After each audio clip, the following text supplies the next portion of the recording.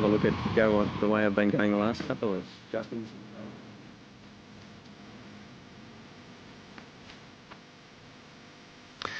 Good morning, I'm Matthew Browning and thanks for joining us on Sky for Trackside USA, our live coverage of horse racing from the United States of America. The last couple of weeks we've been showcasing racing from Hollywood Park and Golden Gate Fields, but today we're moving east. We're going across to Churchill Downs and also Louisiana Downs. You'll see 8 races in all live from the USA. And joining us for our coverage, Tony Brassel. Good morning, Tone. Good morning to you, Matt. Yeah, we're going to the Midwest this morning for our 8 race coverage, aren't we? We'll be seeing a couple of new meetings today, Louisiana Downs and also Churchill Downs. I hope you've had a good look at them because they're pretty new to us. That's right. I've done the format. I hope we've come up with a few winners. And of course, Joanne, our US correspondent, I'm sure she has too.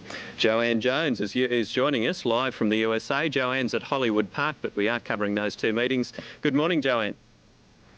Good morning, Matthew and Tony. Good morning to everyone in Australia. We do have something new today. As you mentioned, we're going far east from California to Bossier City, Louisiana, home of Louisiana Downs, which is north of New Orleans, kind of on the Texas-Louisiana border. They're about halfway through their meeting now, so we'll get to the pertinent factors and things you can add to your handicapping when those races come up. And we're going to Louisville, Kentucky, to Churchill Downs, which is the home of our oldest American race, the storied Kentucky Derby. So we'll have a lot more on the angles, the biases, and the lack of speed that you have to throw into your handicapping from California, things that you don't have to add into things so much in the other tracks. So good morning to everybody.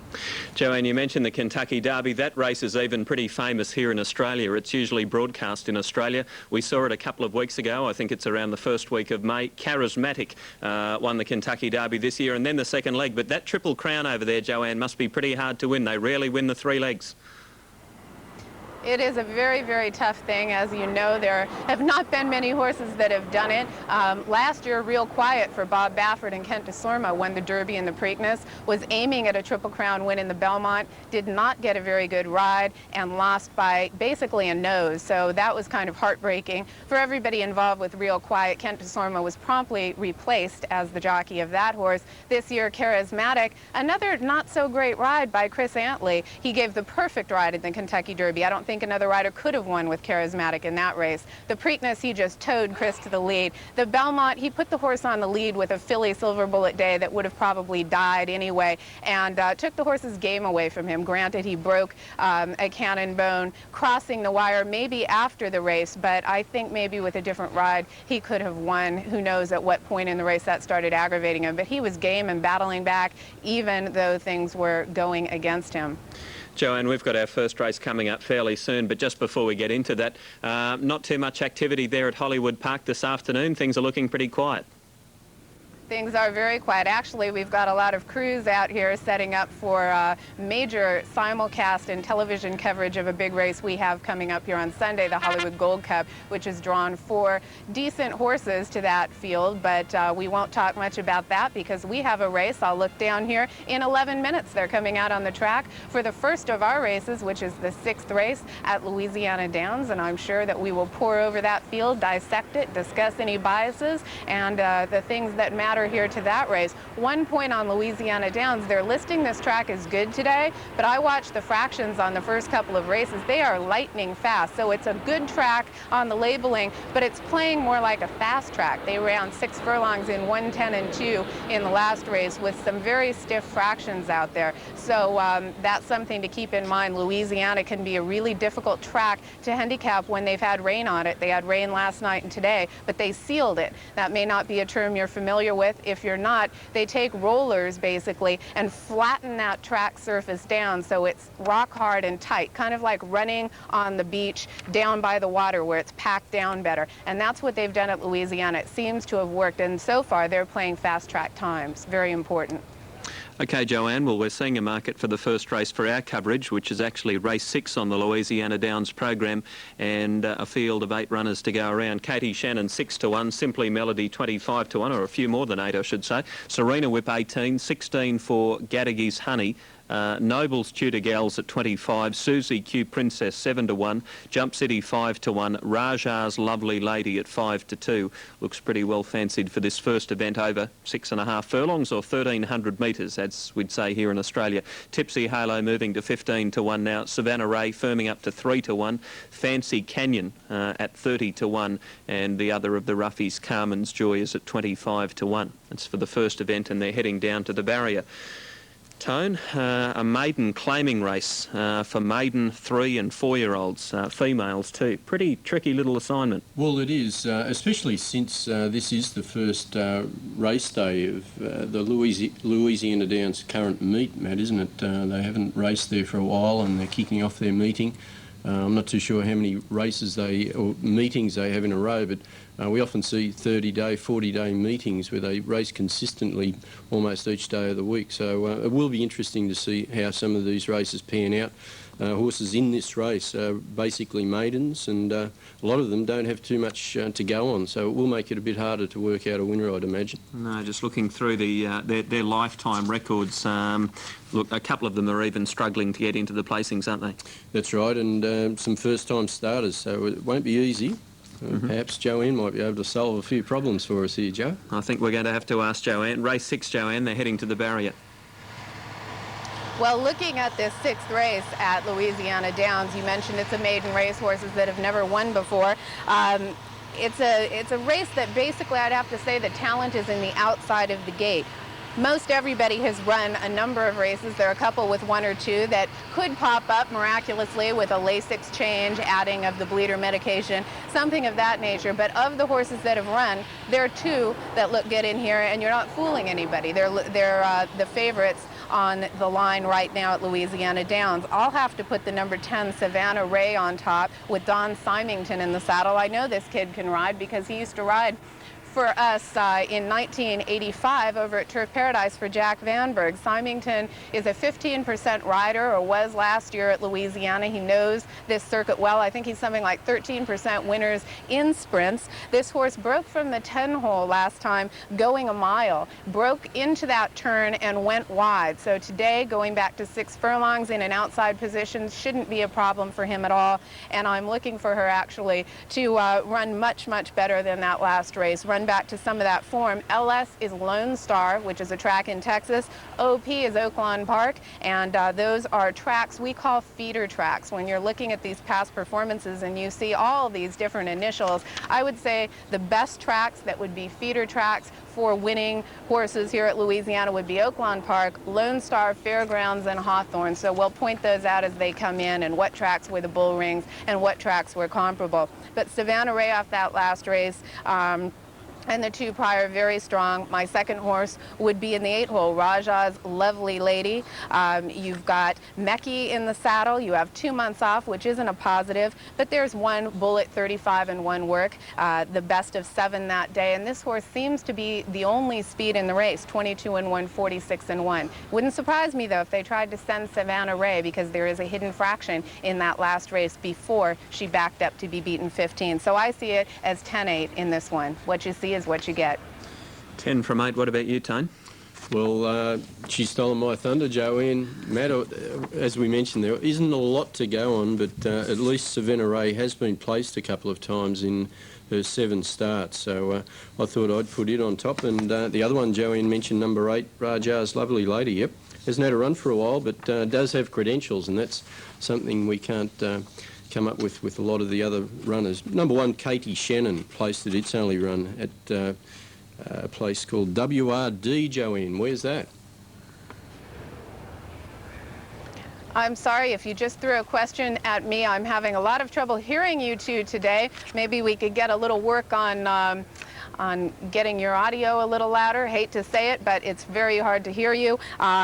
I think that the pace sets up for the 8 in here, with the 10 just sitting off, possibly pressing. The other horses in here off the races shown do not come within 5-6 lengths of these, but of course one of these horses that's had 1 or 2 races, as I mentioned before, and is adding Lasix could pop up.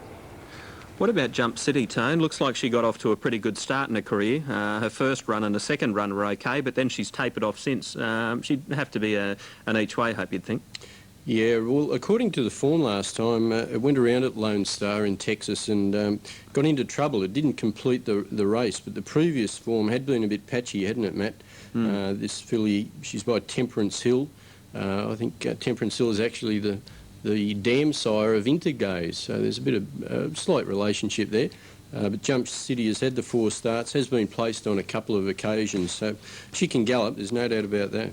Is there any Australian influence in some of these races today at all that we can look forward to seeing? Well, as far as I can ascertain, not at Louisiana Downs, Matt, but we do have a trainer called Murray Johnson, who is related to a well-known family in Victoria, the family that raced Vane, and they actually run the Ealing Park operation in Victoria. And Murray Johnson's got 2 runners in the final 2 races we'll cover at Churchill Downs this afternoon, so that's certainly something to look after.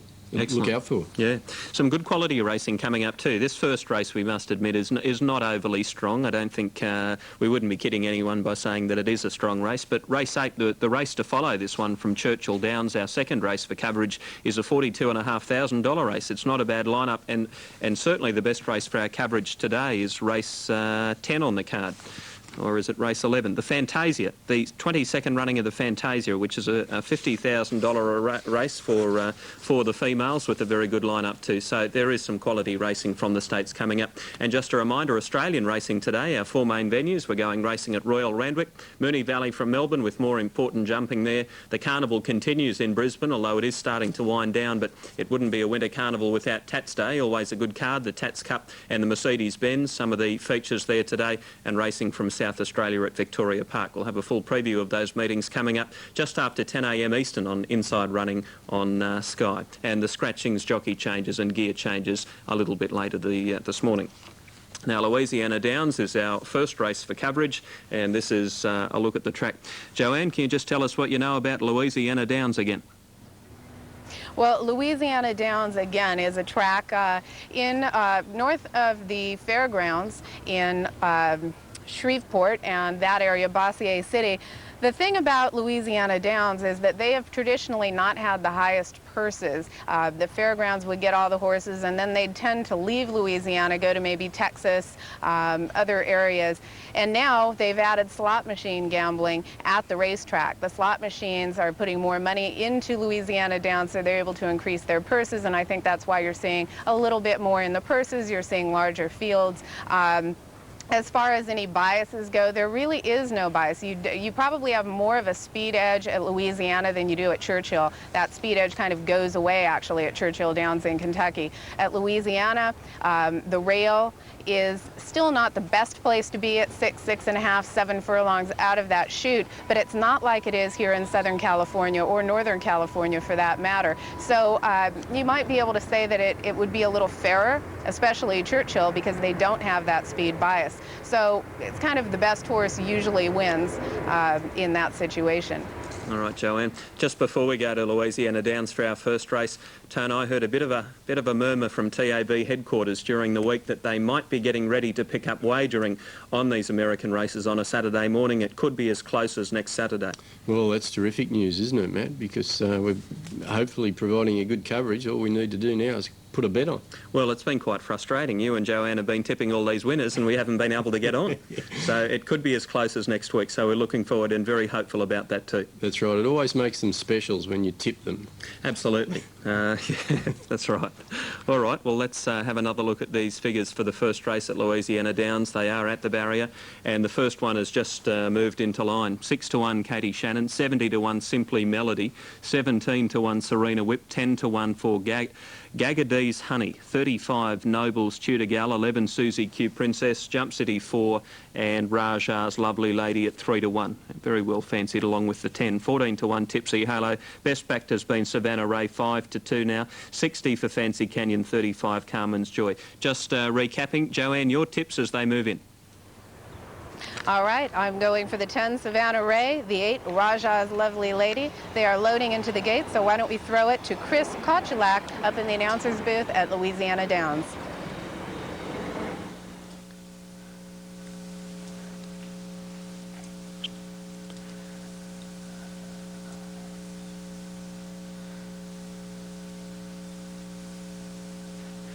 2 to load.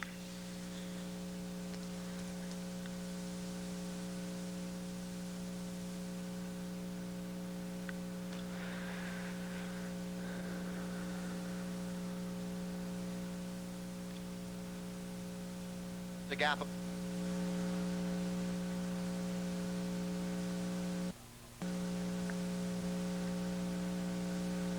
One to load.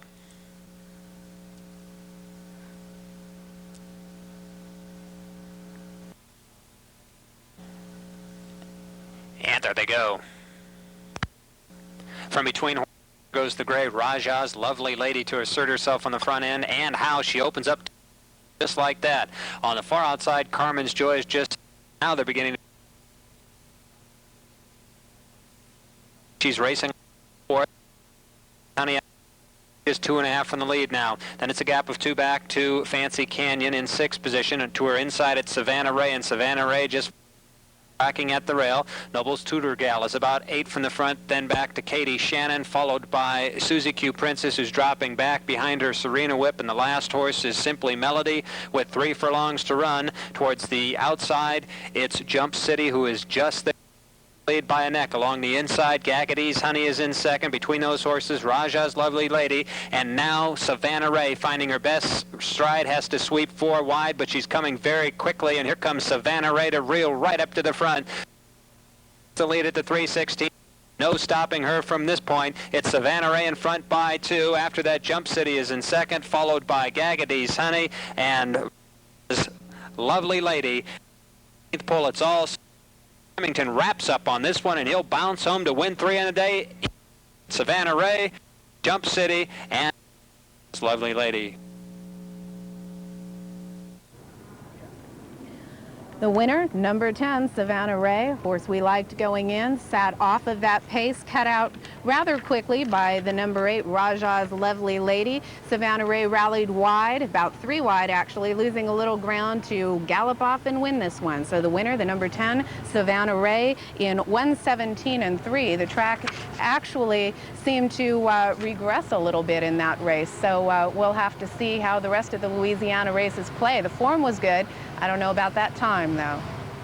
Raja's Lovely Lady set the speed in that race, but she was no match in the finish for what I would expect would have been the favourite. Looked pretty well fancied, Tone. She was favourite, Matt. Yeah, she came into about 5 to 2 apparently at the final stage of betting there, and she did have the beautiful run through the race. They went mad early, 3 leaders cutting at each other, and the favourite just had to sit. You wish races were run like that all the time. Also, apologies to our viewers too about that breakup during that transmission of our first race from the USA. We are working on that problem. It's a fair way from Sydney, though, isn't it? Crossing Louisiana Downs, but we hope to have nice, clear, crystal clear pictures for you within the next couple of races.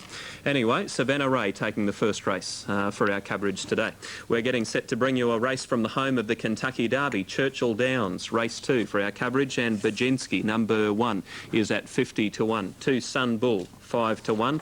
Mercaban, number 3, is at 9 to 1. Summer Sunday at 30 to 1. 5 Lectures, 6 to 1 at the moment. John Bill to be ridden by Willie Martinez with the number 6 Saddlecloth at 5 to 2. Gone Without a Trace at 6 to 1, and 8 Colour Me Quickly at 16 to 1. Then we've got I Can Fear You at 7 to 2. And Lake Hamilton at 11 to 1, and we have a scratching here of number 11, Look Who's Talking, won't be going around in the next race. For Churchill Downs, race number 2, as we pick up the live coverage. Runners are in the mounting yard, jockeys have jumped up on board, and they're about to head out onto the track.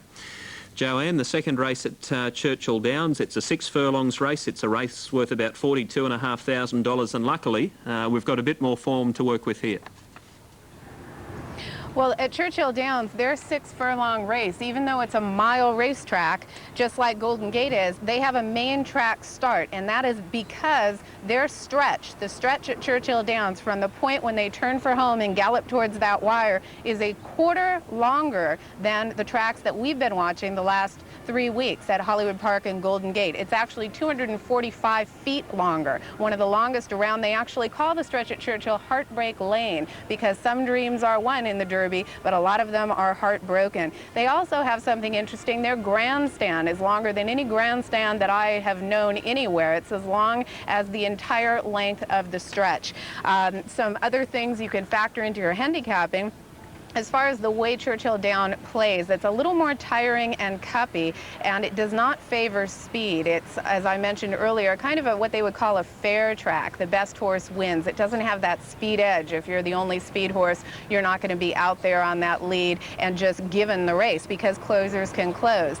Churchill is generally 5 to 6 lengths slower per lap than Hollywood Park and Golden Gate, and in a sprint such as this one, maybe about 4 lengths slower than what you'd see running on the California track. So take away that California speed edge, and what you're looking at here is a race with 3 or 4 speed horses. So I would assume that you might have a little speed duel, which definitely will not play favorably. The number 6 horse, John Bill, trained by Bob Baffert, who trains Silver Charm, Real Quiet, a lot of fabulous horses that we've mentioned on this show, and owned by Mike Pegram, who owned Real Quiet, who we talked about earlier, losing that Triple Crown 2 years ago. John Bill is the class. This is a horse that Bob Baffert, when he was 2 years old, said, "This is the best horse I've ever trained. He's the fastest horse I've ever trained. He's going to go on to be some kind of wonder horse." He's had all kinds of problems with him. He took a year and a half off, came back with a dismal effort last time, setting the pace and regressing, it seemed to be, about 10 lengths off his prior form. I called Bob Baffert at his barn at Santa Anita in California this morning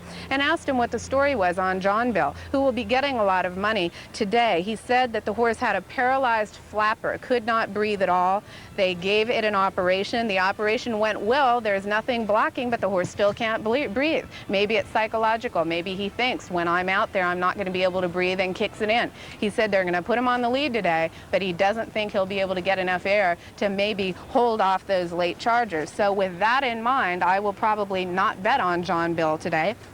There's another old class horse in here, the number 5 horse, Lecture, at 5 to 1. Frankie Brothers, a Jack Vanberg protege. He's an excellent horseman. This horse has had 9 months off. There are some races in here, especially that maiden breaking race at Churchill, winning by 10.5 lengths. That was a fabulous effort, but that was nearly a year ago. The workouts are very good for Frankie Brothers, a minute flat. He can get horses ready. But a horse like Lecture, who is mainly a class horse running in stakes at long distances, I would think with a layoff, you're not going to be pushing and whipping and driving to win a little 6-furlong allowance race. If you can win it easily with no pain and punishment to the horse, fine. Otherwise, I would say it's a sprint prep for routes down the road. So what does that leave you with? I'm taking a look at the number 7, Gone Without a Race. He's 7 to 1 from that 15 to 1 morning line.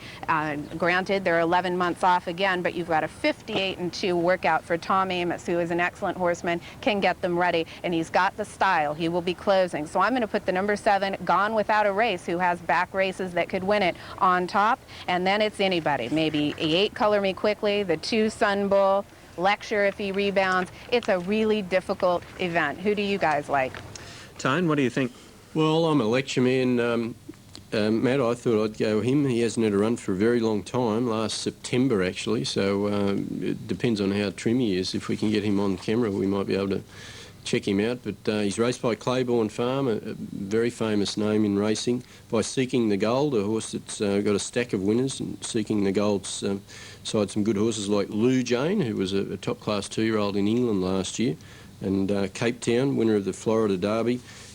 Yeah, like Joanne said, this horse did bolt in one day at Churchill Downs by 10 lengths, so I thought that'd do me. I'll put him on top. From what I've heard about Bob Baffert, it sounds like he's a very astute horseman. If he thinks that this horse has got a future John Bill, he's probably pretty right. The only thing is, as Joanne mentioned, that he's having problems with John Bill. He's not sound.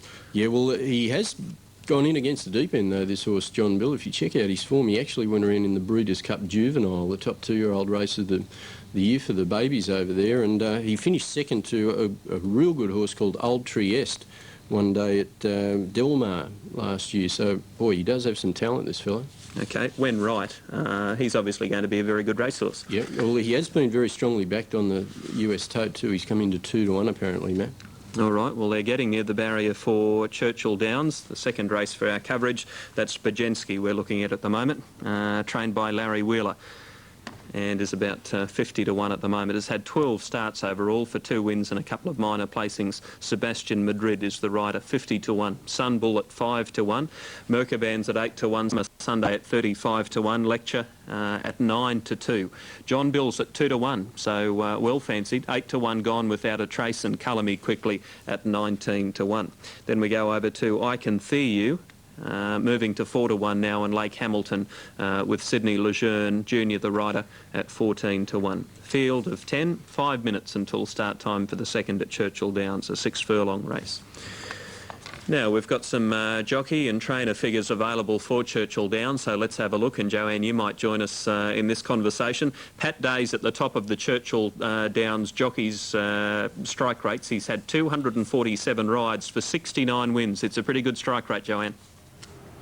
Pat Day is a very strong rider at Churchill Downs. It's his home track. He does well there constantly. He's a small man. They say that his hands and the way he negotiates with a horse are what make him so strong. You see he's got more thirds than firsts. Pat sometimes gets a little late, reserves his horses a little much, and comes on fast, but he's always the leader there. He's a 28% rider. Robbie Alvarado, who's in second, is a very strong rider who's been coming on in the last couple of years, and I'd look for a lot more out of Robbie Alvarado. A lot of these guys have left now because this is the closing of Churchill and are going elsewhere, maybe Saratoga for the summer, probably not over to Ellis Park, which is a smaller but very good track in Kentucky. All right, we've had a good look at the jockeys, so we might move on to the trainers and their figures for Churchill Downs. W. Walden, 24 winners from 66 starters. That's a great strike rate. What can you tell us about the Walden stable, Joanne? Well, the Walden stable, you don't see anything with them today, but Elliot Walden is kind of the heartbreak kid. He's lost 2 Triple Crown races, basically, the last 2 years in a row with big closing horses. And he's a good horseman. He gets the job done. He's about 36% winners, I think, at Churchill this meet. Probably, he's from Kentucky. He's in Louisville, Lexington area. So always a strong contender when he has horses running. Know anything about David Vance or Dallas Stewart? David Vance, another solid trainer. He's between 25–30% regularly. You've got some horses in today from Stanley Huff. Tom Amos is running horses.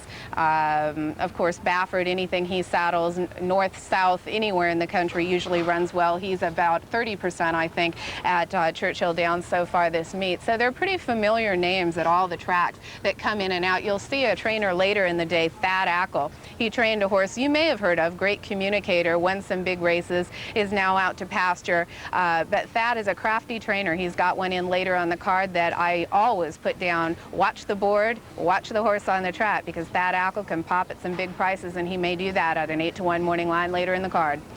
All right, well, time to round up some selections. Tony, your tips for the second? Righto, Matt, I'll go number 5, Lecture, in those famous all-orange colours of Claiborne Farm. From number 6, John Bill, and number 2, Sunbull. 5, 6 and 2. Yeah, big grey Sunbull. We've just seen him on screen. Okay, 5, 6, 2 for Tony. Joanne, which way are you going? I'm going to leave John Bill out today with what Bob Baffert said, saying that the horse cannot breathe. You've got 9 to 5 on a horse that can't breathe. That's not something that I'm going to be betting on too often. And he's got speed. He could fall apart there. So I'm going to go with the number 7, Gone Without a Race, as a long shot in here.